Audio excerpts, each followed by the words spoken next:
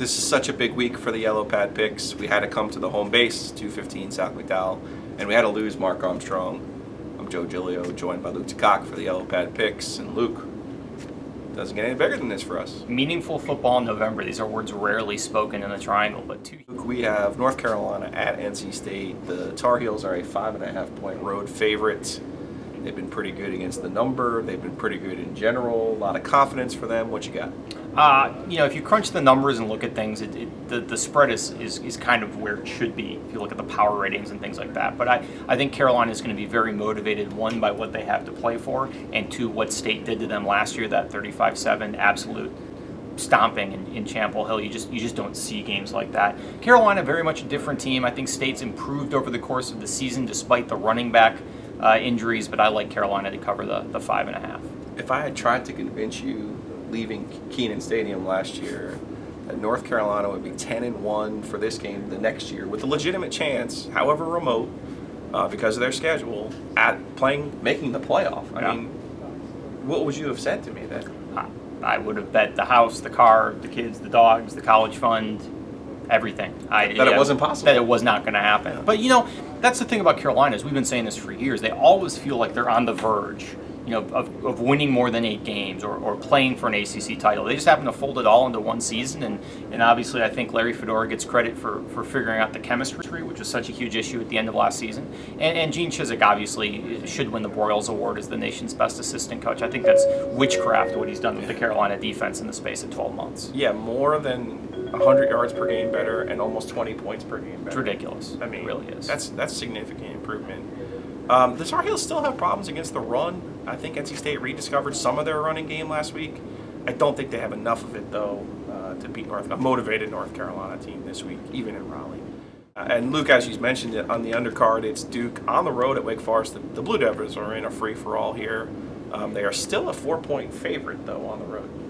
Yeah, I think I picked Duke like the last 5 weeks. I think I picked them against Miami. I think I picked them against Carolina. I definitely picked them against Virginia. I'm off whatever bandwagon was left, limping down the highway with one wheel and leaking oil. And this is a team that obviously has some serious talent issues, chemistry issues. They're going to have to play a half without Jeremy Cash, and they're already depleted secondary. Something is very wrong with Duke. They remind me a little bit of Carolina at the end of last year. And let's be fair to Duke. Whatever could go wrong with this team has gone wrong. They started the season with depth at defensive back and running back. They've been just decimated in both positions at various times. The defense has not been as good as it was at the start of the year, and the offense has really struggled. And I think we've talked about this. David Cutcliffe, the Manning's guru, the quarterback expert. I mean, when and since Sean Renfree left, has quarterback play really been a strength for Duke? It certainly hasn't been this season. I look at Wake Forest a little bit like this. I mean, I feel like they've been doing the Sunday Times crossword puzzle. They had Clemson, they had Notre Dame, and now somebody's handed them like the TV guy, super print. The junior jumble. Yeah, I mean, they get Duke at home after those two teams. I like Wake Forest this week, even without many of Duke's problems. We'll stay within the state. ECU 5-6, trying to qualify for a bowl. They get Cincinnati at home. Cincinnati's 6-5. Cincinnati worked them pretty good last year. And at one of the many games ECU played in an empty NFL stadium this year. Should not have that problem on Saturday in Greenville. They need this game. I'm not sure Cincinnati does, though. I'm not sure Cincinnati does, and Cincinnati has had some pretty bad losses this year. I think this is obviously not a vintage ECU team. This is not the high-scoring, playmaking. It's just kind of a blah ECU team. Yeah. But I do think it's a bowl-worthy team. I would expect them, under the circumstances, at home, last game of the year. It should be a nice day. All the things you look for in an ECU football game to get a really good crowd. I think ECU gets it done here. It's not a huge number. Would not be surprised if they covered by considerably more than that. Yeah, the line's 1.5. I thought the bye week really helped ECU. It came so late in their season, though, to really give them any kind of boost for the second half of the season. They had a very difficult schedule to start the season as well. I'm with you. Not a vintage ECU team, but I think they beat a Cincinnati team that was trailing 51-3 at the half to South Florida last week. And we'll close out our college schedule. Florida State at Florida. Another home underdog, Florida, getting 2.5 points at home. Florida State's a strange team to me, but I think Florida might be even stranger. I think Florida still has something to play for here. Florida State does not really. Unless you consider keeping us out of Shreveport on the day after Christmas. I'm not sure Florida State is terribly concerned about that, although they should be. Florida, I think, is a better team this year. Florida State just feels like so much less than the sum of its parts. And Florida, to me, actually feels like more. This is not supposed to be a great Florida team. You got a coaching change. You got some turnover. SEC's so tough. I think Florida gets it done here. This is more of a gut feeling more than anything. I'm not crazy about this number. Just it's 2.5. But I don't think Florida's any good. I think Florida State's defense is very good, and I think Dalvin Cook, who has just been spectacular. As long as he stays healthy, I think Florida State actually finds a way to win this game.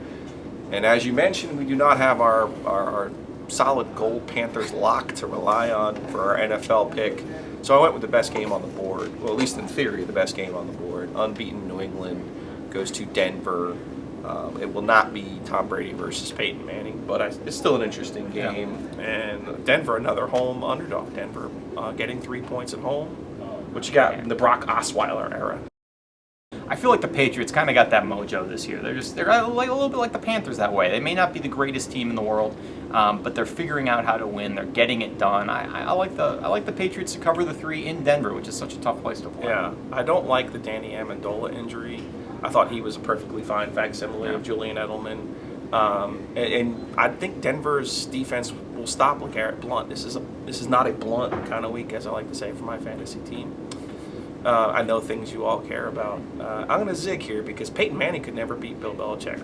Maybe save for once. I think Brock Osweiler will handle the Tom Brady, the fighting Tom Brady's. I am going to take Denver. Let's check in with the magic of the interwebs on Mark Armstrong. Get his picks now. All right, let's make this quick as I am still en route back from Dallas. I'm currently in Tampa, but here are the picks. I like Carolina to take out NC State by 10 points. I think Duke finds a way to win by a field goal at Wake. Give me the Pirates to take out Cincinnati and get bowl eligible, and I think the Florida Gators will win at home against Florida State, and that leaves Brock Osweiler versus Tom Brady, and I think we all know that is a mismatch, so I am going with the Patriots to beat the Broncos. Thank you, Mark. We got 1 week left, and then we'll have a bowl extravaganza. What do you think, Luke? 30 minutes, 35? I think we can do a half hour easy on the championship semifinals alone. We might lose my mom as a viewer if we go an hour, but we'll take our chances right here at News Observer. That'll cut our audience in half, I think. Right here at newsobserver.com.